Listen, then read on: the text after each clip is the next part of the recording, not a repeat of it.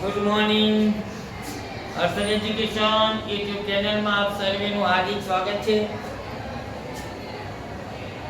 દિવાળી પછી દ્વિતીય સત્રની અંદર આપ સર્વેને નવા વર્ષની શુભકામનાઓ સાથે આજે આપણે ધોરણ 9 સામાજિક વિજ્ઞાનમાં પાઠ નંબર 10 ભણવા જઈ રહ્યા છીએ।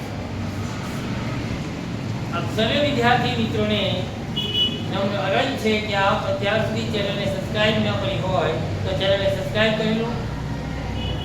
તમને મૂંઝવતા પ્રશ્નોની કોમેન્ટ કરો તો અગાઉ એવા વિડિયો અમે આપની સમક્ષ મૂકી અને આપણે અભ્યાસની જે સમસ્યાઓ છે એનું નિરાકરણ કરી શકીએ।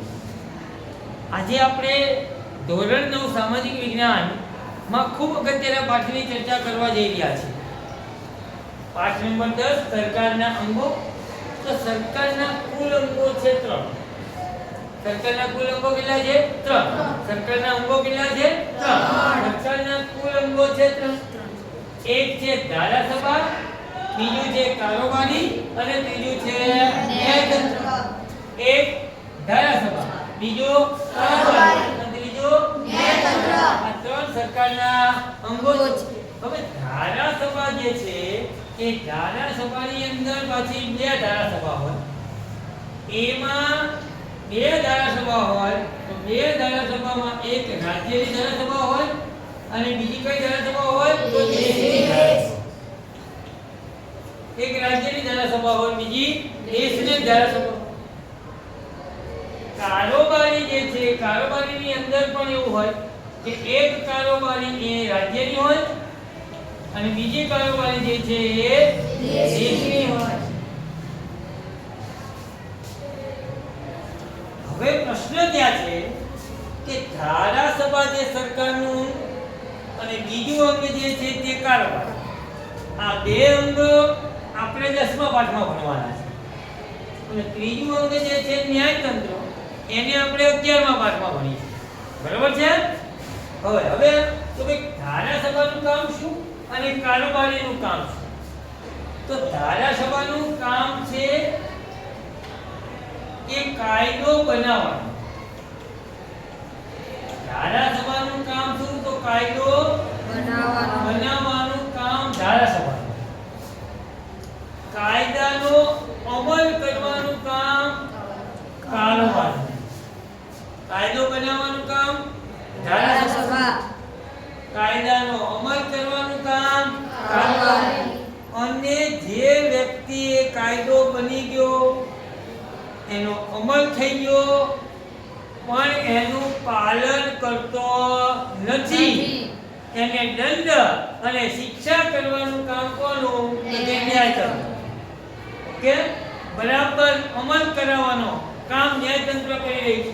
ન કરે તો એને દંડ ને શિક્ષાનું કામ ન્યાયતંત્ર। અહીંયા ખાલી ન્યાયતંત્ર વિશે આપણે જોઈ લઈએ કે ભાઈ દેશની સર્વોચ્ચ અદાલત કઈ? તો દેશની ટોચ ઉપર સર્વોચ્ચ અદાલત। ટોચ ઉપર સર્વોચ્ચ અદાલત, એની નીચે વડી અદાલત। સર્વોચ્ચ અદાલત એટલે સુપ્રીમ કોર્ટ, વડી અદાલત એટલે હાઈ કોર્ટ અને એની નીચે આવે જિલ્લા અદાલત।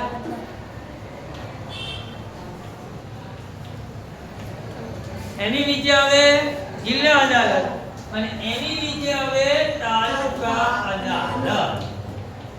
આ આપણી ન્યાયતંત્રની વાત થઈ, જેને આપણે વિગતવાર ચર્ચા 11મા પાઠમાં આપણે કરવાની છે। ખાલી આપણે એની માહિતી મેળવી કે ન્યાયતંત્રમાં તાલુકા અદાલત, એની પર જિલ્લા અદાલત, એની પર વડી અદાલત અને એની પર સર્વોચ્ચ અદાલત, એની માહિતી। હવે અહીંયા આપણે આને ફૂલ સ્ટોપ મૂકી દે, આની કોઈ ચર્ચા આપણે અત્યારે કરવાની નથી। હવે ફરી પાછા આપણે સરકારના મુખ્ય 2 અંગો ઉપર આવી જઈએ। પહેલું અંગ છે ધારાસભા, બીજું અંગ છે કારોબારી। બરાબર ધ્યાન રાખજો, બરાબર સમજજો। ધારાસભા તો રાજ્યની ધારાસભા અને દેશની ધારાસભા। હવે રાજ્યની ધારાસભા, તો રાજ્યની ધારાસભાના પાછા 2 ગ્રુપ। રાજ્યની ધારાસભાના પણ કેટલા ગ્રુપ? 2। રાજ્યની ધારાસભાના 2 ગ્રુપ, એક વિધાનસભા અને બીજું વિધાન પરિષદ. એક વિધાનસભા અને બીજું વિધાન પરિષદ. એટલે દેશની ધારાસભા, તો દેશની ધારાસભામાં સંસદ આવે. દેશની ધારાસભામાં શું આવે? સંસદ. તો દેશની ધારાસભામાં જે સંસદ આવ્યું એ સંસદના પાછા બે ગૃહ. દેશની ધારાસભામાં શું આવ્યું? સંસદ. સંસદના કેટલા ગૃહ? બે. તો બે ગૃહમાં એક એટલે લોકસભા અને બીજું ગૃહ એટલે રાજ્યસભા. થઈ ગયું? બે ગૃહ થયા. દેશની ધારાસભામાં સંસદ, સંસદના કેટલા ગૃહ? બે. લોકસભા અને રાજ્યસભા. લોકસભા એટલે નીચલું ગૃહ. લોકસભા એટલે નીચલું ગૃહ અને રાજ્યસભા એટલે ઉપલું ગૃહ. હા, રાજ્યસભા એટલે ઉપલું ગૃહ. લોકસભા એટલે નીચલું ગૃહ, રાજ્યસભા એટલે ઉપલું ગૃહ. હવે આ વાત કરીએ આપણે ધારાસભાની. રાજ્યની ધારાસભાના બે ગૃહ, વિધાનસભા અને વિધાન પરિષદ. દેશની ધારાસભામાં સંસદ, સંસદના બે ગૃહ, લોકસભા અને રાજ્યસભા. લોકસભા એટલે નીચલું ગૃહ, રાજ્યસભા એટલે ઉપલું ગૃહ. લોકસભા એટલે નીચલું ગૃહ, રાજ્યસભા એટલે ઉપલું ગૃહ. થઈ ગયું? હવે વાત કરીએ આપણે કારોબાર. શેની વાત કરીએ આપણે? કારોબારીની વાત કરીએ તો રાજ્યની કારોબારી, તો રાજ્યની કારોબારીમાં ઉપર હોય રાજ્યપાલ. રાજ્યની કારોબારીમાં રાજ્યપાલ અને એની નીચે રાજ્યપાલ, એની નીચે મુખ્યમંત્રી.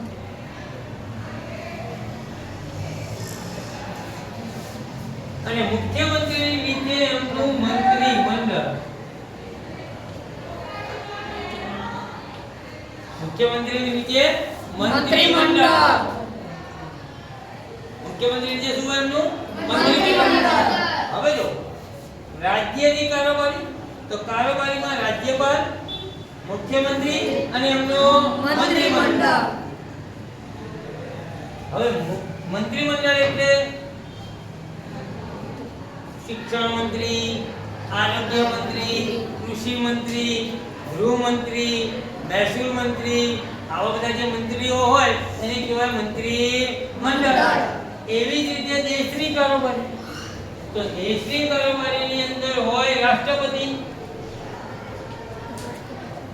પછી વડાપ્રધાન અને વડાપ્રધાનની નીચે એમનું મંત્રીમંડળ. આ કારોબારી થઈ. દેશની કારોબારીમાં રાષ્ટ્રપતિ આવ્યા, રાષ્ટ્રપતિની નીચે વડાપ્રધાન અને વડાપ્રધાનની નીચે એમનું મંત્રીમંડળ. અહીંયા પણ બધા મંત્રીઓ હોય, વડાપ્રધાન હોય, રેલવે મંત્રી હોય, કૃષિ મંત્રી હોય, બરાબર, વિદેશ મંત્રી હોય, નાણાં મંત્રી હોય, શિક્ષણ મંત્રી હોય, બરાબર. આવા અનેક મંત્રીઓ આની અંદર એક મંત્રીમંડળ. એમાં રાજ્ય કક્ષાના મંત્રીઓ અને કેબિનેટ કક્ષાના મંત્રીઓ હોય. કેવા? રાજ્ય કક્ષાના મંત્રીઓ અને કેબિનેટ કક્ષાના મંત્રીઓ હોય. કેબિનેટ કક્ષાના જે મંત્રીઓ હોય એની પાસે સત્તા અને પાવર હોય. રાજ્ય કક્ષાના મંત્રીઓ પાસે હોય નહીં. હવે તમે એક વસ્તુ સમજો કે તેનો મતલબ એવો થયો કે ટોટલ રાજ્યમાં બે ગૃહ હોય અને દેશમાં પણ બે ગૃહ હોય. અહીંયા બે ગૃહ છે, વિધાનસભા અને વિધાન પરિષદ. બરાબર. તો આ બંનેમાં જે વિધાનસભા છે એ લોકો દ્વારા બનેલું છે. કોના દ્વારા બન્યું? લોકો દ્વારા. અને લોકસભા અહીંયા જે દેશની સંસદ છે એની અંદર જે લોકસભા છે એ લોકો દ્વારા બનેલું ગૃહ છે. એટલે બંને લોકો દ્વારા બને છે. મતલબ આપણે બધા મતદાન કરવું હોય તો લોકસભાની ચૂંટણીમાં કરી શકીએ અને વિધાનસભાની ચૂંટણીમાં કરી શકીએ. એ સિવાય રાજ્યસભામાં અને વિધાન પરિષદમાં આપણે મતદાન કરી શકતા નથી. અહીંયા પણ આ વિધાનસભા જે છે એ નીચલું ગૃહ છે અને વિધાન પરિષદ જે છે એ ઉપરું છે. અહીંયા પણ રાજ્યની ધારાસભામાં વિધાનસભા અને વિધાન પરિષદ જે દરેક રાજ્યમાં બંને ગૃહ હોતા નથી. એ બીજું ગૃહ રાખવું ના રાખવું એ જે તે રાજ્ય નક્કી કરે. વિધાન પરિષદ દરેક રાજ્યમાં ફરજિયાત હોય, પણ વિધાનસભા દરેક રાજ્યમાં ફરજિયાત હોય, પણ વિધાન પરિષદ રાખવું કે ના રાખવું એ જે તે રાજ્ય નક્કી કરે છે. ગુજરાતમાં વિધાન પરિષદ નથી, તો વિધાન પરિષદ છે ક્યાં? તો વિધાન પરિષદ મહારાષ્ટ્ર, બિહાર અને ઉત્તર પ્રદેશ આ ત્રણ જગ્યાએ વિધાન પરિષદ છે. બાકી ક્યાંય વિધાન પરિષદ આખા ભારતમાં નથી. માત્ર ને માત્ર શું છે? વિધાનસભા. માત્ર ને માત્ર શું છે? વિધાનસભા. એટલું છે, એ સિવાય કઈ છે નહીં.